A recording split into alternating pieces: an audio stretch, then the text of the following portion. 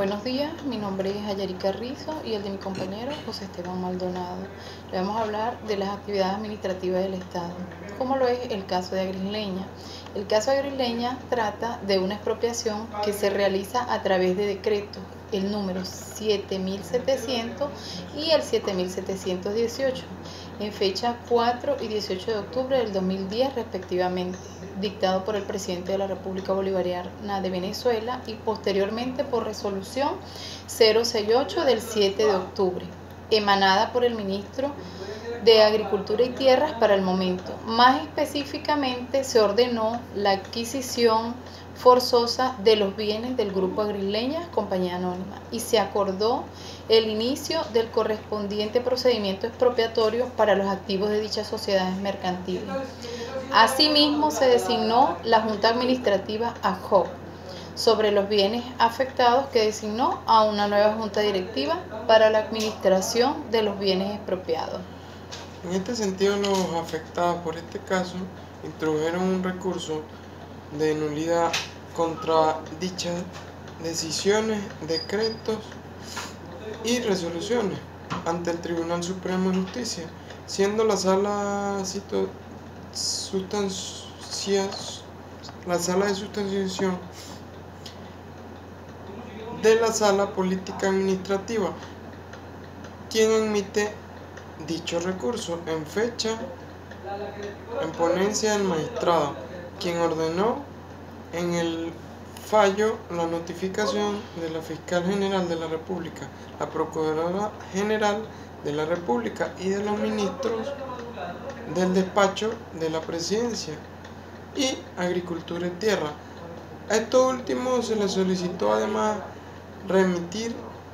los respectivos expedientes administrativos relacionados con el juicio. Hay que señalar también que se ordenó en la sentencia librar el cartel al día siguiente, al que consten los autos, las notificaciones ordenadas y la publicación de un diario de circulación nacional, de manera que los interesados comparecieran a hacerse parte e informarse de la oportunidad de la audiencia del juicio. Al respecto, que si sí se cumplió con el proceso de expropiación debidamente o no es el caso, entre otros aspectos, de un decreto dictado por el presidente de la República que ordenó la adquisición forzosa de los bienes de la sociedad mercantil Agrisleña, sucesora de Enrique Fraga Alfonso y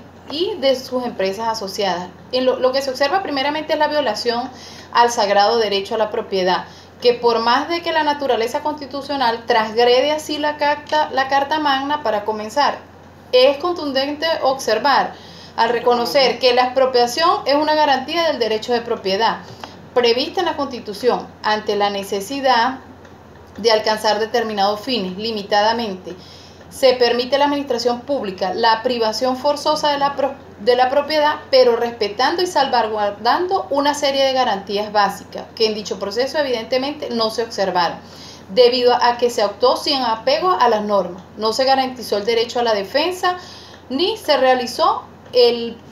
procedimiento administrativo previo, no cumpliendo con el principio debido al proceso y violando así los principios fundamentales establecidos en la Constitución. Y aunado a lo anterior, se tiene que entre las frases del proceso de expropiación se tiene la administrativa para declararla así de utilidad pública y para conciliar cosas que no se observó en este proceso, por lo que se verifica el no cumplimiento de la norma ni las garantías legales y constitucionales para su debido proceso, verificándose de manera también la utilización de la expropiación en otros términos distintos a los del criterio legal, siendo en este caso un instrumento político utilizado por el Estado. El artículo 115 garantiza el derecho de propiedad a toda persona o bienes, del derecho al uso, del goce, disfrute y disposición de sus bienes, sometida a las contribuciones y restricciones y obligaciones que establezca la ley con fines de utilidad pública e interés general, solo por causa de utilidad pública o interés social, mediante sustancia firme y pago oportuno de justicia o indemnización, podrá ser declarada la expropiación de cualquier clase de bienes. El artículo 116 muy bien lo dice: no se decretarán ni se ejecutarán confiscaciones de bienes, sino en los casos permitidos por esta Constitución. Por vía de excepción podrá ser objeto de confiscación mediante sentencia firme o los bienes de personas naturales o jurídicas, nacionales o extranjeras, responsables de delitos cometidos contra el patrimonio público, los bienes de quienes se hayan enriquecido ilícitamente, al amparo del poder público, y los bienes provenientes de las actividades comerciales, financieras o cualesquiera otras vinculadas al tráfico ilícito de sustancias psicotrópicas y estupefacientes. La ley de expropiación por causa de utilidad pública o social tiene como objeto de la ley el artículo 1. La presente ley regula la expropiación forzosa por causa de utilidad pública o de interés social de los derechos y bienes pertenecientes a los particulares necesarios para lograr la satisfacción del bien común. Ese es el concepto de expropiación. En el artículo 2, la expropiación es una institución de derecho público mediante la cual el Estado actúa en beneficio de una causa de utilidad pública, de interés social, con la finalidad de obtener la transferencia forzosa del derecho a la propiedad o algún otro derecho de los particulares a su patrimonio, mediante sentencia firme y pago oportuno de la justa indemnización. Artículo 3. Se consideran como obras de utilidad pública las que tengan por objeto directo a proporcionar a la República en general, a uno o más estados del territorio, a uno o más municipios, cualesquiera usos o mejoras que procuren el beneficio común, bien sean ejecutadas por cuenta de la República o de los estados o del Distrito Capital, de los municipios, institutos autónomos, particulares o empresas debidamente autorizadas. El artículo 4, la expropiación forzosa solo podrá llevarse a efecto con arreglo a la presente ley, salvo lo dispuesto en las leyes especiales. Sin embargo, en lo concerniente a la reforma interior y al ensanche de las poblaciones, prevalecerá la disposición de esta ley. El decreto de expropiación, en el artículo 5, consiste en la declaración de que la ejecución de una obra requiere la adquisición forzosa de la totalidad de un bien o varios bienes, o de parte de los mismos. Dicha declaración le corresponderá en el orden nacional al presidente de la República, en el orden estatal al gobernador y en los municipios a los alcaldes. El decreto de expropiación requerirá la previa declaración de utilidad pública de conformidad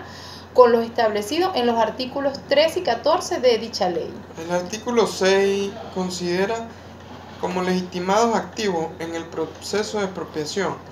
los antes señalados en el artículo 3 de esta ley, encargados de la ejecución del decreto expropiatorio, y legitimados pasivos todas aquellas personas naturales o jurídicas propietarias de los bienes sobre los cuales recaiga el derecho o el decreto de afectación. Requisito de expropiación: tal como lo dice el artículo 7, solamente podrá llevarse a efecto la expropiación de bienes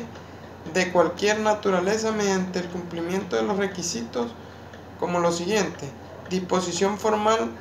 que declare la utilidad pública, declaración de que su ejecución exige indispensablemente la transferencia total o parcial de la propiedad o derecho,